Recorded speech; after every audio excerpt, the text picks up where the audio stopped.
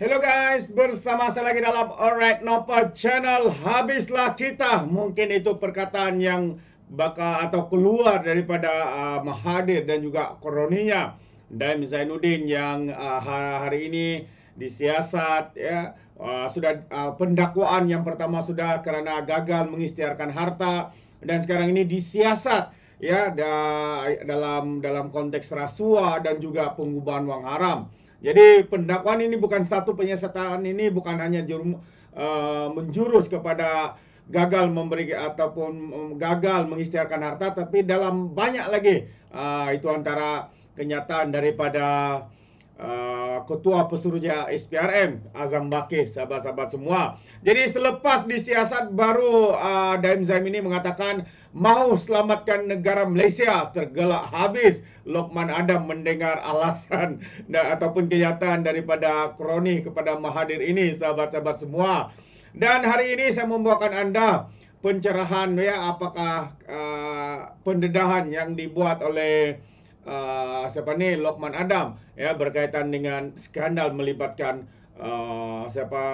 Daim Zainuddin, juga mungkin melibatkan Mahathir Mohamad. Jadi sahabat semua, tanpa membuang masa, mari kita dengar ya pencerahan daripada Lokman Adam ini. Satu tu, tadi tu pasal dulu PMX kita pernah buat laporan polis tentang Daim semasa beliau jadi Menteri Kewangan. Ya. Salah laku yang dilakukan. Masalahnya bila time dia buat laporan polis tak ada sebarang tindakan. Tu macam mana tu? Adakah sekarang ni waktu? Sekarang ni bila dia dah ada kuasa, mestilah dia kena benarkan siasatan dilakukan oleh pihak SPRM. Janganlah dia halang-halang. Kan? Sekarang ni alhamdulillah lah sudah ada tindakan diambil ke atas Daim. Maknanya kalau dulu syok kan, dia boleh jadi kaya raya, boleh hidup dengan mewah dengan bank di merata dunia. So takkan kita nak biarkan. Bukan suruh tangkap terus dakwa, terus penjara. Tidak kan. Kita suruh siasat supaya bila lepas siasat kita tahu semua sekali dari mana datangnya kekayaan Ismet Ulam Raja. Kan? Yang ini kita nak tahu dari mana Ismet Ulam Raja mendapat kekayaan yang luar biasa. Ada bank di Madagaskar, ada bank di Afrika, di banyak tempat, Bangladesh dan sebagainya. Bukan ada kedai jual sate. Ada bank, tuan-tuan. Banyak tempat kan. Kalau tak salah, tak perlu takut. Baru siasat saja. Sebab bila siasat barulah tahu kan, dari mana datangnya duit kekayaan dia yang luar biasa kan. Adakah kemungkinan kerana menjual garam? Jual garam bukit pun tak boleh buka bank, tuan-tuan. Kan? Kena faham tu. Ada ayat tu dalam maksudnya. Okey? Tapi tu statement Daim petang tadi tu. Ya. Dia ajak rakyat supaya melawan kezaliman PMX ni tu. Dia bukan setakat ajak rakyat melawan kezaliman PMX. Dia nak selamatkan negara. Daim nak selamatkan negara. Berpuluh tahun duit rakyat dah diselamatkan oleh Daim. Hari ni dia baru cerita nak selamatkan negara. Dia ingat dia bawa kursi roda, tak pakai cermin mata, pakai selipar getah, selipar Jepun orang akan simpati lah. Orang akan lupa tentang apa yang dia dah lakukan. Hadaplah apa penganiayaan yang kau buat pada Datuk Seri Najib, pada Datuk Seri Anwar dulu kan. Kau upah Khalid Jeffrey semua sekali. Hari ni kau hadaplah kan. Berapa ramai orang jatuh susah, sengsara akibat daripada perbuatan kamu. Hari ni kamu hadaplah kan. Kalau kamu tak bersalah, maka mahkamah sendiri akan memutuskan kamu tak bersalah. Jadi apa perlu bimbang? Nak selamatkan apa lagi? Negara dah selamat dah bila kau tak berkuasa. Bila kau tak berkuasa, bila atuk tak berkuasa, selamat dah. Selamat dah. Okey, ada lagi? Lah tu, tapi tu tu, saya pelik bila PMX cuba nak banteras menjadi rasuah ni apa sini, tapi masih ada juga orang yang nak support Daim ni macam geng-geng muda ni. Kita kena faham, geng-geng muda ke, geng-geng tua pas ni ke, ataupun geng-geng bersatu ni, mereka ni nak kuasa je. Mereka nak kuasa. Selagi Datuk Seri Anwar berkuasa, selagi itu mereka tak berkuasa. Selagi Datuk Seri Anwar menjadi Perdana Menteri, mereka takkan jadi menteri. Jadi kena fahamlah, kalau mereka ni berhempas pulas untuk menjatuhkan kerajaan Madani ni, ialah untuk mengangkat puak mereka menjadi kerajaan.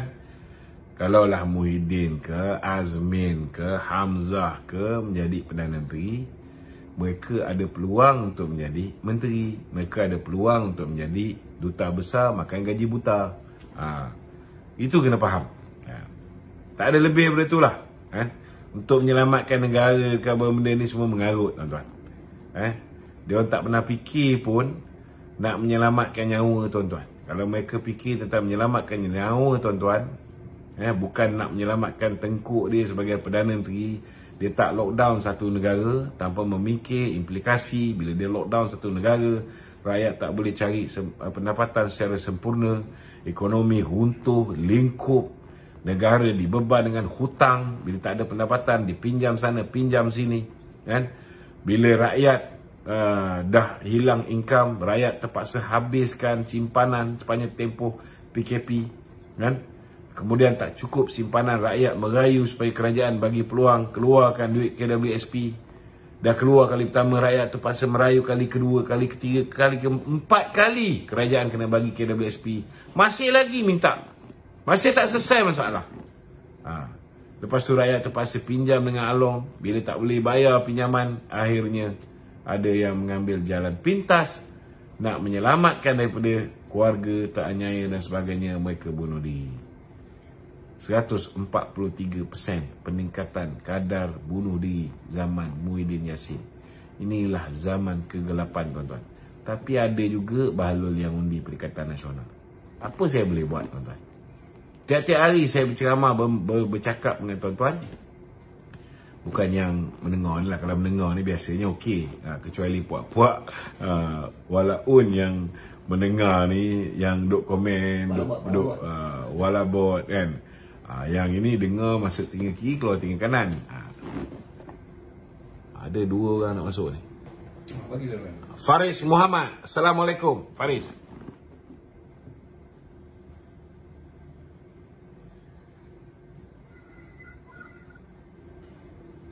Assalamualaikum.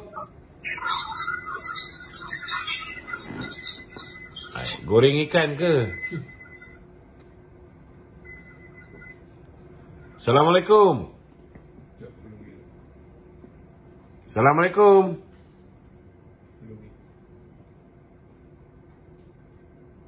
Ni apa benda ni? How to run a show. Dia nak show apa pula kat sini?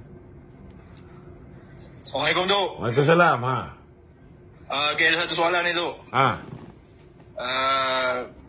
Bila kita tengok kes yang sangkut pada Daim ni adalah gagal isytihar harta, betul tak, Tok? Dia bukan sangkut, belum sangkut. Itu baru pendakwaan pertama. Macam Datuk Zahid. Pendakwaan pertama, Tok. Datuk Zahid mula-mula kena 40 dia memang pendakwaan. declare lah dia punya aset tu. Yang itu paling cepat. Apa peluang kerajaan ataupun mahkamah untuk menjatuhkan hukuman ni? Peluang dia besar ke tidak, tu? Sebab saya mempunyai yang lebih 50 bilion ni tak pernah diisytiharkan, tu. Saya mempunyai keyakinan bahawa kalau Peguam Negara sudah sampai ke tahap pendakwaan, maknanya Peguam Negara begitu yakin bahawa dia boleh menang kes ni. Biasanya begitu, kan? Lainlah masa zaman Peguam Negara yang dulu. Pendakwaan itu sendiri cacat. Maknanya ada loopholes, ada kelemahan pada pendakwaan itu sendiri yang menyebabkan mahkamah memutuskan untuk buang kes Tan Sri Muhyiddin Yassin. Sebab pendakwaan itu ada kecacatan. Tapi bukan semua kes dia dibuang. Sebahagian, ada 2 kes tak silap saya yang dibuang. Yang lain tu masih diteruskan.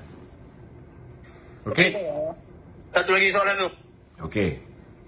Kalaulah didapati bersalah tu, adakah harta aset tu akan dirampas dan dipulangkan balik pada rakyat tu?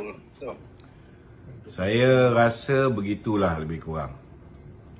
Sebabnya biasa bila time dah dikenal pasti, akhirnya akan ada hukuman. Hukuman tu boleh berbentuk denda, hukuman tu boleh berbentuk penjara, kan? Tetapi aset ini nanti kita tengok nanti apa keputusan mahkamah. Okey tu. Saya turun dulu. Okey, terima kasih. Assalamualaikum. Waalaikumsalam.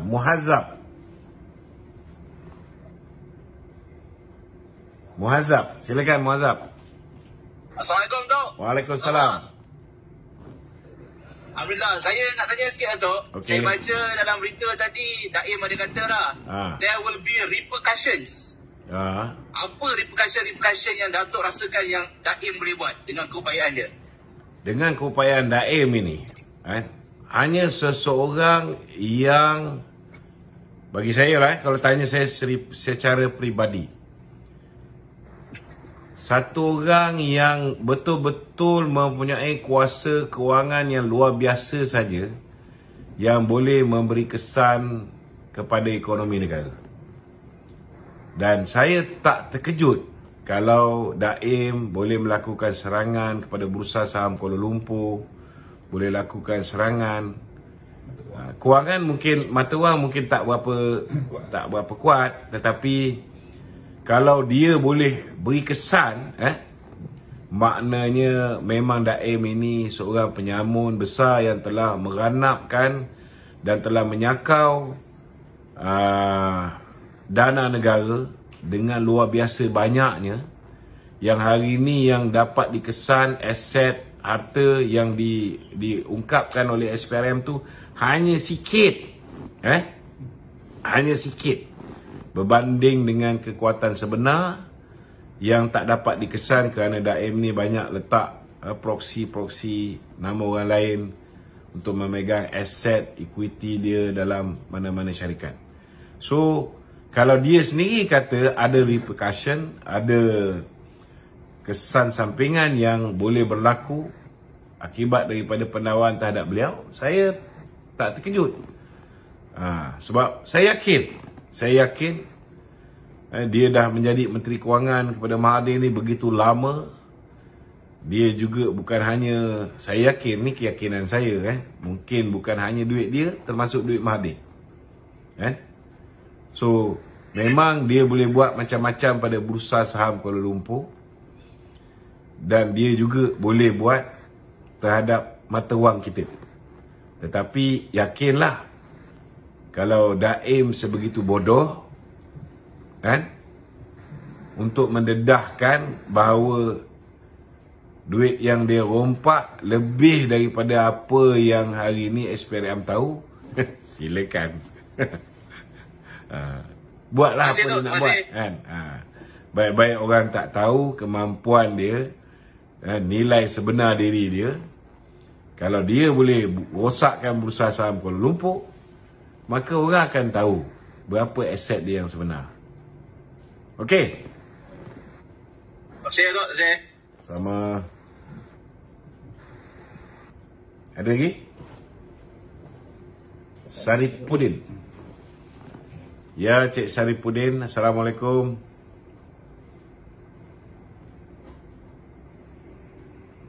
Apa hari, Tok?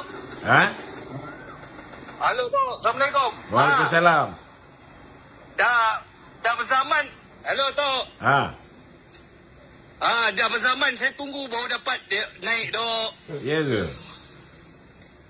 Hari Jumaat. Dah berapa orang Perdana Menteri kau tunggu ni nak naik? Aduh, dah berjanggut sampai ke pusat tu. Baru dapat ngantuk ni. Allahu. Saya kena buat kenduri ni, Kamih ni. Memang saya kena buat kenduri. Okey, Tok. Soalan saya, Tok. Besok dah boleh kenduri lah besok. Okey, sebelum saya... saya buat hari Kamih. Talin. Okey, Tok. Sebelum ni, rasa saya tak terlambat lah. Saya nak ucapkan terima kasih. Tahniah kepada Tok sebab dilantik sebagai pengurusi pemodalan Risda Berhad, Tok. Terima kasih. Sebab tu Syam Jalil marah sebab Atuk yang dapat, dia tak dapat. Okey. Ni saya nak tanya ni tu. Adakah penjawat awam ni sokong pembangkang ke? Ini soalan saya. Sebab dulu masa PH dia pembangkang, mereka semua sokong PH. Lepas tu PN pembangkang, sokong PN. Dan yang ni pun adakah, soalan saya, adakah ahli-ahli pejabat awam ni, askar ke apa, mereka ni memang anti-government? Sokong pembangkang. Okey, yang kedua, Tok. Apa masalah MCA tu? Tok rasa macam mana MCA ni? Adakah DAP nak bagi kursi tu? Itu saja, Tok. Assalamualaikum. Waalaikumsalam. Pertama sekali, saya rasa penjawat awam ni bukan semuanya yang sokong pembangkang. Ada juga yang belah kita. Bukan semua. Kita tak nafikan lah sebelum pilihan raya ke-15, mereka ni confused sebab mereka anggap mereka menyokong government of the day. Jadi kalau kira government of the day, PRU yang ke-15 itu hari ialah kerajaan Perikatan Nasional lah. Kerajaan 114 orang yang lantik Muhyiddin, 114 orang juga yang melantik Ismail Sabri. Padahal Ismail Sabri bertanding atas tiket Barisan Nasional. Jadi ramai orang confused. Orang-orang muda khususnya, dan ada juga penjawat awam yang mengambil keputusan menyokong Perikatan Nasional. Padahal UMNO tak ada dalam tu. Kedua tentang apa tadi? MCA ni bagi saya kita biarkan je lah. Kita biarkan je lah. Kita nak cakap banyak pun tak guna kan. Kalau kita tegur nanti dia mengadu pula dengan orang sana orang sini kan. Kadang-kadang macam budak-budak je Presiden MCA ni kan, kuat mengadu. Kemudian kalau kita duduk dalam kerajaan Perikatan Nasional ni, kerajaan perpaduan, kita buatlah cara macam duduk dalam kerajaan perpaduan kan. Jangan buat kerja hari-hari jadi juru cakap kepada Perikatan Nasional. Bagi saya lah kan. Dan yang kedua, tak perlulah nak menganjing-anjingkan pemimpin kita kan. Nak pergi sana, pergi sini, tunjukkan dia dengan musuh-musuh kita. Bagi saya lah, bagi saya. Kalau rasa dah tak selesa bersama dengan BN, keluar cara baik. Kalau tak, dia je keluar. Sebab saya tahu dalam MCA ramai lagi orang yang bersetuju dengan kerajaan perpaduan. Kalau setakat presiden dia je yang tak setuju kan, lebih baik kalau presiden dia saja yang berundur kan. Bagi laluan kepada orang lain kan. Saya kalau boleh nak tengok, kalau boleh satu hari nanti bukan setakat parti-parti Melayu yang ada dalam kerajaan perpaduan ni bersatu. Saya harap DAP, MCA, MIC ni semua pun boleh bersatu. Wujudkan satu parti supaya mungkin kawan-kawan yang ada di dalam MCA yang bagus boleh kita ketengahkan jadi calon. Kalau bertanding atas tiket MCA mungkin tak boleh menang, atau BN mungkin tak boleh menang. Tapi kalau dia orang bertanding atas tiket satu parti di dalam komponen kerajaan perpaduan, peluang menang tu ada. Dan orang-orang baik dalam MCA ni boleh kita ketengahkan jadi pemimpin kita. Boleh jadi menteri, boleh jadi timbalan menteri.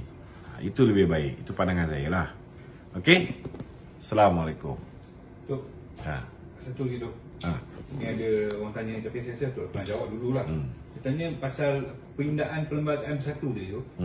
Kalau dia pindah, maksudnya dia menghalang ahli parlimen dia memberi sokongan.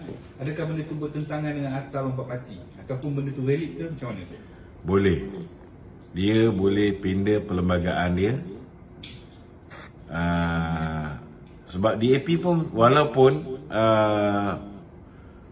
Akta Lompat Parti tulis lain, tapi DAP meminda yang tidak membenarkan ahli-ahli parlimen dia memberi sokongan kepada orang lain selain daripada apa yang diputuskan oleh DAP. Boleh. Macam mana buat dalam parlimen tu? Boleh. Kalau dalam parlimen dia macam bebas lah semua. Yalah, sama juga. Kalau bebas pun, kalau dia buat keputusan bertentangan dengan ketua whip, boleh. Kalau misalnya mereka pindah perlembagaan begitulah, boleh. Tapi nak pindah perlembagaan ni pun makan masa. Bukan cepat. Sempatlah kapal ni tenggelam dulu.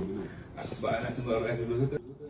Alright guys, so itu dia sedikit pencerahan daripada Lokman Adam. Pertamanya berkaitan dengan kes yang sedang dalam pendakwaan hari ini, Daim Zainuddin dan Ketua Kroni iaitu Mahathir yang dilihat begitu meroyan sekali apabila kroni-kroni anak-anak ini dijentik sahabat-sahabat semua. Jadi dengan kenyataannya kononnya Anwar Zalim dan sebagainya, sahabat semua, bagi saya ini bukanlah perkara yang biasa. Yang luar biasanya adalah apabila ketika mereka memerintah dalam era kerajaan Mahazalim ini, pelbagai yang mereka lakukan. Datuk Seri Anwar Ibrahim sendiri pada masa itu pernah membuat satu laporan berkaitan dengan salah guna kuasa, penyelewengan, rasuah ini. Tapi apakan daya, masa itu Perdana Menterinya masih lagi Mahazalim, Mahafiraun ini. Jadi tiada apa-apa tindakan. Jadi hari ini SPRM melakukan siasatan dengan teliti. Meneliti setiap keuangan, setiap pendedahan-pendedahan yang dilaporkan melalui Pandora Paper, Panama Paper dan sebagainya. Disebabkan itu hari ini SPRM bertindak, dan kita mahu supaya kerajaan ini bertegas di dalam hal-hal rasuah dan penyelewengan, karena yang merugikan adalah negara dan juga rakyat itu sendiri. Jadi itu sedikit pandangan saya. Bagaimana dengan Anda sahabat-sahabat semua? Adakah Anda setuju atau tidak? Anda boleh berikan komen di dalam ruangan komen. Jadi terima kasih, sampai di sini saja. Izinkan saya untuk mengundurkan diri, dan seperti biasa peribahasa mengatakan tak apa pengkangkap 2 tahun keinginan. Dalam bahasa Melayunya, tepuk dada tanya selera. Sekian saja daripada Alright Dapat Channel. Kita berjumpa lagi. Bye bye.